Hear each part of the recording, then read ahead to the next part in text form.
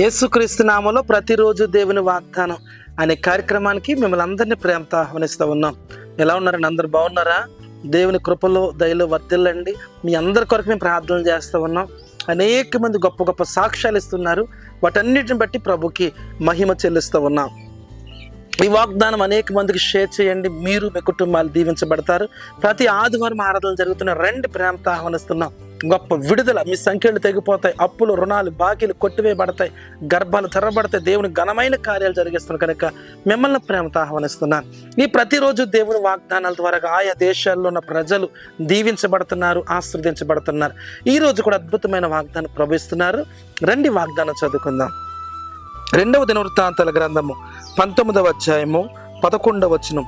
మేలు చేయుటకై యెహోవా మీతో కూడా ఉండును. హల్లెలూయా. అద్భుతమైన వాగ్దానం ప్రవహిస్తున్నాడు. మేలు చేయుటకై యెహోవా మీతో కూడా ఉండును. దేని బిడ్డలారా, ఎక్కడ ఉండి వాగ్దానం వింటున్నారు? చాలా మంది ఉదయకాలమే లేచి ప్రార్థనలు చేసుకున్నారు.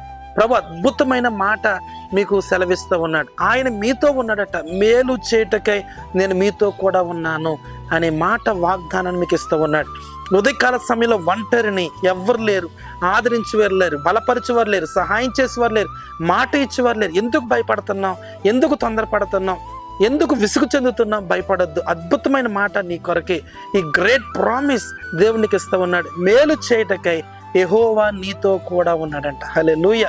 ఆయన నీతో కనుక లేకపోతే నువ్వు ఎంతవరకు బ్రతకలేవు. ఆయన లేకపోతే ఇంత దూరం నువ్వు వెళ్ళలేవు. ఆయన లేకపోతే నీ వ్యాపారంలో విజయం చూడలేవు. ఆయన లేకపోతే నీ పిల్లల్లో అభివృద్ధి నువ్వు చూడలేవు. ఆయన నీతో కూడా ఉన్నాడు కనుకనే ఇంతవరకు నువ్వు దీవించబడుతున్నావు, ఆస్వాదించబడుతున్నావు. ఇక మీదట కూడా ప్రభు అంటున్నాడు, మేలు చేయుటకై యెహోవా మీతో కూడా రాబోతున్నాడట. నువ్వు ఎక్కడ అడుగు పెడుతున్నావో ఆ స్థలాన్ని దేవుడు దీవిస్తాడు. నీ వ్యాపారాన్ని దీవిస్తాడు, నీ ఉద్యోగాన్ని దీవిస్తాడు, నీ పిల్లల్ని మధ్యలో దీవిస్తాడు. నువ్వు అనుకున్న దానికంటే కూడా గొప్ప కార్యాలు పరిశుద్ధాత్మ దేవుడు జరిగించగలడు. గల కారణం ఏంటంటే ఆయన మీతో కూడా రాబోతున్నాడు. మేలు చేసే దేవుడు నీతో ఉన్నప్పుడు, యజమానుడైన నీతో ఉన్నప్పుడు, పరలోకపు తండ్రి నీతో ఉన్నప్పుడు శ్రమ లేదు, కష్టం లేదు, వేదన లేదు, దుఃఖం లేదు. అలాంటి దినాలను చూడబోతున్నావు. నీ కుటుంబంలో సంతోషం చూడబోతున్నావు. నీ కుటుంబంలో గొప్ప ఆశీర్వాదం చూడబోతున్నావు. మేలు పొందిన బిడలగా మీరు మీ కుటుంబాలు మార్చబడబోతున్నారు. ఈరోజు ఒకవేళ ఎలాంటి పరిస్థితుల్లో ఉన్నా, ఎలాంటి కష్టంలో ఉన్నా, ఎలాంటి నిందల్లో ఉన్నా, ఎలాంటి అవమానాలు ఉన్నా భయపడద్దు, ధైర్యంగా ఉండండి. ప్రభువే నీ పక్షాన్ని గొప్ప కార్యం చేయబోతున్నాడు, మేలు చేయబోతున్నాడట. ఉన్నతమైన కార్యాల్లోనికి దేవాతి దేవుడు మిమ్మల్ని నడిపించబోతున్న మాట్లాడుతున్నాడు. కాబట్టి ఎక్కడ ఉండి ఈ వాగ్దానం విన్నా కానీ భయపడక ధైర్యంగా ఉండి ఈ వాగ్దానం ఎత్తుపట్టి ప్రార్థన చేయండి. మేలు చేయుటకై దేవుడు మీకు తోడుగా ఉన్నాడు. ప్రార్థన చేసుకుందాం. ప్రభువా నీకు స్తోత్రం. ఎంతమంది ఉదయకాల సమయంలో ఈ వాగ్దానం విన్నారు?